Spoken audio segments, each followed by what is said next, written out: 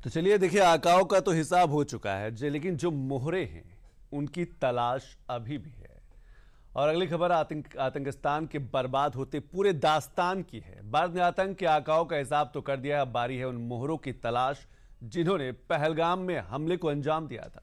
आतंकों की तलाश में भारतीय सेना ने उन 3 आतंकियों के पोस्टर भी जारी कर दिए। आप भी उन 3 आतंकियों को देखिए और पहचानिए।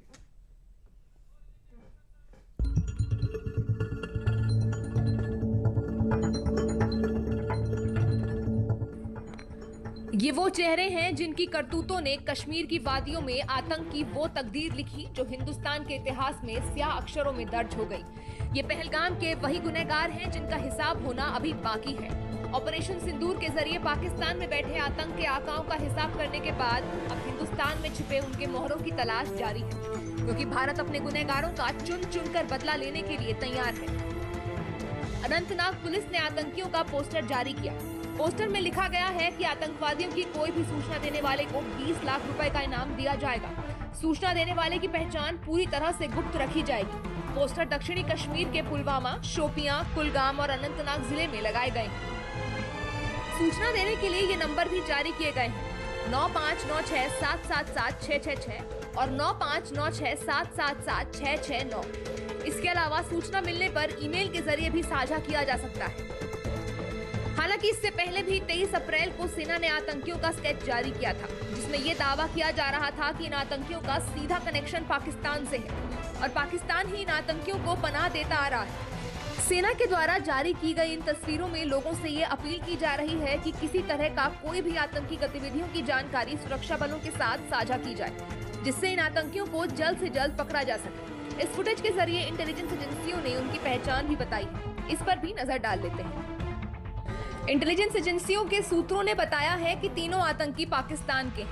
सुरक्षा बलों ने जो पोस्टर जारी किए हैं उसमें पहला आतंकी अली उर्फ ताल्हा है, वहीं दूसरा आतंकी आदिल हुसैन ठोकर और तीसरा आतंकी आसिम फौजी उर्फ मूसा है। ये तीनों ही लश्कर-ए-तैयबा के आतंकी हैं। आतंक के आकाओं का हिसाब करने के बाद अब उनके मोहरों की तलाश जारी है। आतंकियों को उनके अंजाम तक पहुंचाने के लिए भारत ने अपने एक्शन से ये साफ कर दिया है कि भारत में आतंक की हिमाकत करने का अंजाम कितना भयावह हो सकता है। भारत का ऑपरेशन सिंदूर उन आतंकियों के विनाश का वो बाण रहा जिसका न कोई काट मिला न जवाब। आतंक को पनाह देने वाले पाकिस्तान को इस ऑपरेशन के आगे चारों खाने चित होना पड़ा। हमने आतंकवादियों को मिट्टी में मिलाने के लिए भारत की सेनाओं को पूरी छूट दे दी और आज हर आतंकी, आतंक का हर संगठन जान चुका है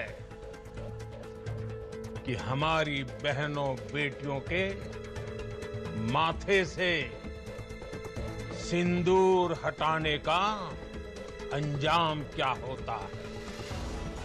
फिलहाल भारत और पाकिस्तान के बीच सीज फायर पर सहमति है, लेकिन इसके बाद भी पाकिस्तान की तरफ से आतंक का खेल पूरी तरह बंद नहीं हुआ है।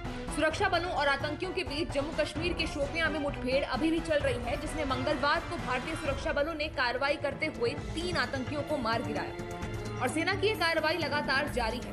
सुरक्षा बलों ने पूरे इलाके को घेर रखा है और आतंकियों की तलाश में सर्च ऑपरेशन भी चलाया जा रहा है। जम्मू कश्मीर के शोपियां में लश्कर-ए-तैयबा के 3 आतंकी मारे गए। इसे ऑपरेशन केलर नाम दिया गया है। शुक्रू के जंगली इलाकों में आतंकियों के छिपे होने की सूचना मिली। शोपियां में मारे गए लश्कर के 3 आतंकियों की पहचान हो गई है। पहला आतंकी शाहिद कुट्टे शोपियां के चोटीपोरा हीरपोरा का रहने वाला था। यह 8 मार्च 2023 को लश्कर में शामिल हुआ था। वहीं दूसरा आतंकी अदनान शफी शोपियां के वंदुना मिलहोरा का रहने वाला था। एनकाउंटर में मारे गए तीसरे आतंकी का नाम हारिस नजीर है।